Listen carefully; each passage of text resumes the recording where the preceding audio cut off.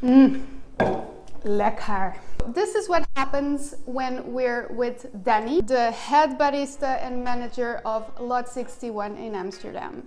He's our guest today at Anna Searches for Meaning because I really admire your career path in coffee. What is your favorite coffee at the moment? We have a super nice naturally processed coffee from Uganda right now. We serve it here as our single origin espresso. And it's very fruity, it's very rich, has a super nice full body, and that's one of the coffees that I really like to drink as a double espresso. And where did your passion for coffee come from? Can you pinpoint? I think it starts with my mom drinking coffee, back when I was a kid, and you would feel the rich aroma in the kitchen. There's many times when I get these really crazy delicious coffees that I'm trying, and they actually transpose me back into the childhood, because I remember, this tastes like the plums I would have at this neighbor, or this apricots taste like the ones I would have at my aunt in the village there, or these cherries, or some of the coffees are really winey, and they remind me about the autumn season when my grandma used to make her own wine and crush the grapes. So I met Dani back in 2016 when he was a blogger and a coffee enthusiast. And at the time you had this blog called Coffee and Stories, where you blogged about people who worked in the industry, and you reviewed specialty coffee and cafes, and you were already really committed to the craft. And it seems to me that you moved and you progressed in this field quite swiftly, but you never lost your humble ways, and that really does impress me. You seem to be very focused throughout these 4 years, and you went from being a blogger to being the head barista of the most respected, or one of the most respected coffee establishments in the Netherlands. Let's go back 5 years. And what is Dani doing then, and what is he thinking? I think 5 years ago I was still working in corporate. Right. What were you doing? I was doing a lot of analysis on the brands that were part of the company, their performance. And I was doing monthly meetings with the big shots of the company, marketing directors, managers, and all that stuff. Would put up a big presentation on how the company is doing and the brands, and give the recommendations of, okay, let's stop doing this and let's do more of that. So when you decide to leave your corporate job, did you already have in mind what you wanted to be doing instead? No. Wow. So you had to just venture out into the world and experiment. Yeah, pretty much. I knew what I don't want to do anymore. I didn't really have this structured plan. It kind of came along naturally, step by step. And I started the blog because I was thinking to myself, well, I love coffee, and I prepared myself financially. With the blog, on one side was mainly to document the coffees that I started brewing at home on my own, which was a great learning experience. Right. But also to interview people from the industry. On one side, I was giving them, let's say, a platform to promote their work and their companies and what they did in the industry, but also a great opportunity for me to learn a lot from them. So when was it that you realized that coffee was a viable professional path? After I was working on my blog, just voluntarily, and interviewing different people in the industry, I got an amazing opportunity to meet Lennart from This Side Up. He is a coffee importer here in the Netherlands. He liked a lot my passion and really me pursuing coffee as a career. Right. And he offered me the chance to go in Colombia and visit the coffee farm. Wow. Yeah. So he has a project that he does every year. Yes. You cover your transportation costs, but then you go there and you are able to stay at the farm, spend all the days with the farmer, picking the cherries, understanding how the processing happens, and you really get to understand, how coffee starts its journey from the very beginning. After I arrived back from Colombia, I knew this is what I want to do. Not, I was just humbled by the whole experience. Yeah. I really felt and I really feel, I'm not saying it in an arrogant or cocky way, but I really feel that I can be very good at it. Right. At coffee. Right. And there's so many things to coffee, not just being a barista, but just, like tasting or, Q grading it. Yes. There's a lot of things in coffee. And there's something that drives me both from like a passion perspective, but also from a technical perspective. I feel like I can train myself to be very good. So that certainty is one of the reasons why I look up to you so much. Because you are very humble, but at the same time, you are not embarrassed to own it and to say, hey, this is what I like doing, this is what I'm passionate about, and this is what I'm good at. And I think we all need a little bit more of that. So what would you consider it to be the most challenging thing that you went through before becoming a professional in the field? Starting from scratch and having almost no network at the very beginning. Yeah. And the good thing is that specialty coffee in general, and also particularly in Amsterdam, the community is pretty small. Yeah. So you get to know almost everybody. And it took me around 2 years until I got the chance, let's say, to build my personal brand. Right. But it's a bit scary to move and to just start from zero. Second challenge would be that there's always the doubt that, is this the good decision for me? Am I making the right decision? But I think at some point you're also thinking to yourself, I've been marketing analyst once. I can always go back to an office job, but you give it a try and see if it works. And I think every good step that feels good reinforces the next step. Yes. And the third challenge, I moved to a different industry and I started from zero. And a lot of people, friends, maybe close friends or family that I know, a lot of these people would buy a house or have kids. So of course, you're kind of going a bit against, what you see happening around you.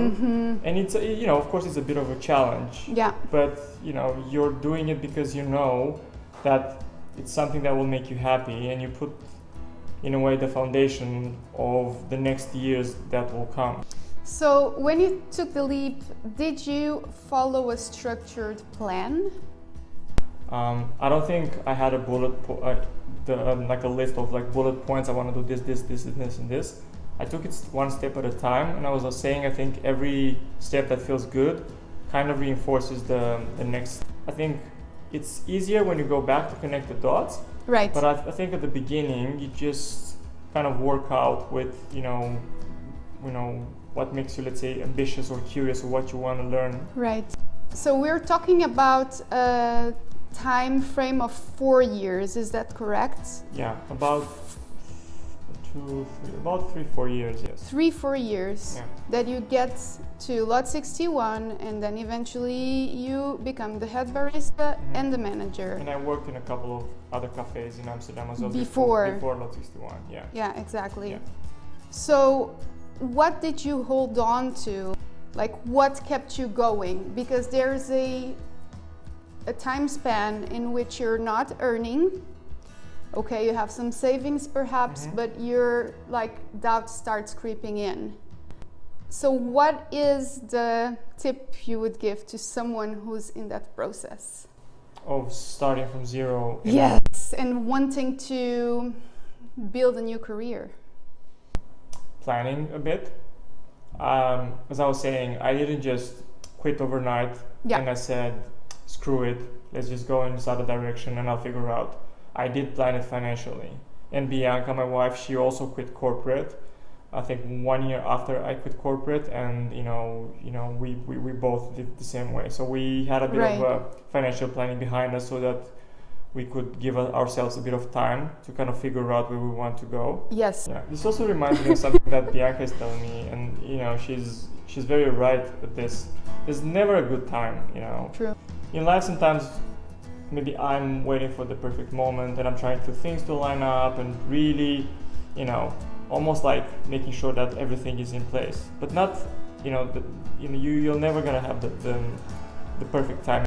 Just do it. Just start tomorrow. Just do even a small step in the direction where you want to go. Right. And see how it goes. You love graphic design. Mm-hmm. Just get a software and start designing something every weekend or every couple of days or even every day if you can. Like in little steps, right? Little steps. You love cinema and you would like to be a cinematographer. Just get a lot of stuff that you can watch, or start a course in an evening, or meet someone. Anything. I think you can always start with something small. My first job was in a bakery, which is like one of the busiest bakeries in Amsterdam. So from corporate to like going there. Really? Yeah. And then my Dutch was really bad back then. Like right now, my Dutch is pretty much Your okay. first job after corporate, you mean? Yeah. It takes big balls to do that. Yeah.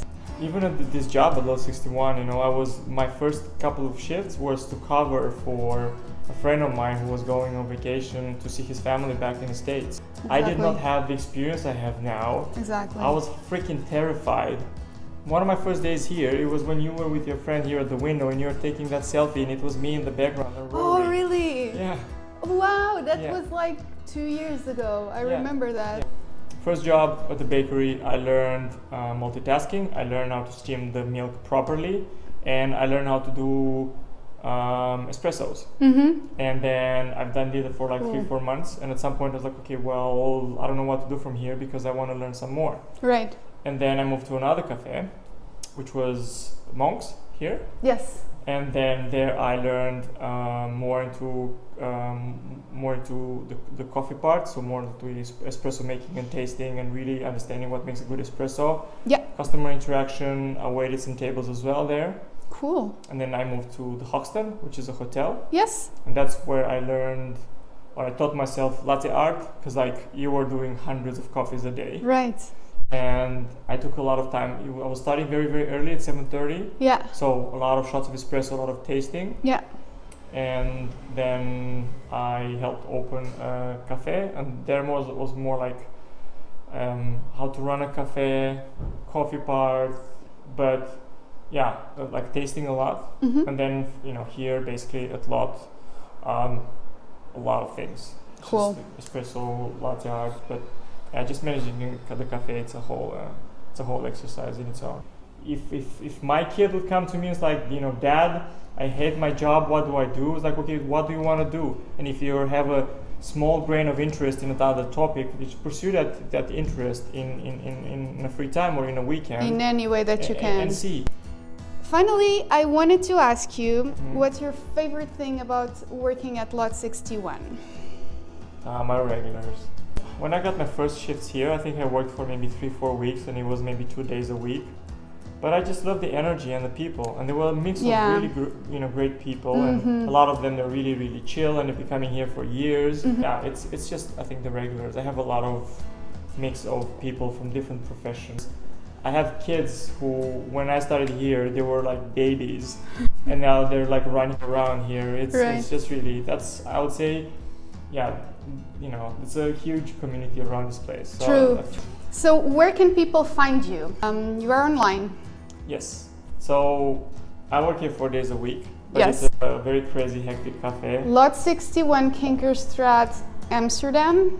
Yeah, it's pretty busy, so I might not have all the time to talk with everyone. But I am on Instagram. Yes. At Amsterdam, and I try to share there as much as possible the work I'm doing with coffee and all the coffees that I'm working with. Yes. I also have a website. Right. It's called brewingwithdani.com. Mm-hmm. So that's where you find the workshops that I'm doing. So yeah, either on the website or on Instagram, shoot me a message. Any questions, or if you would like to learn something specifically about coffee in general, or you really want to, get your brewing skills at another level, like filter coffee or espresso. Thank you so much, Dani, for being worries. here. No worries. You don't have a lot of free pleasure. time, so I really appreciate it. Good luck with everything. Thank you. And we'll see you soon again. We'll see each other on the next video, which I don't know when that will be, but we'll see. I'll try to upload every week. Okay. But That's ambitious. that's ambitious. I'll keep you accountable. Okay, see you.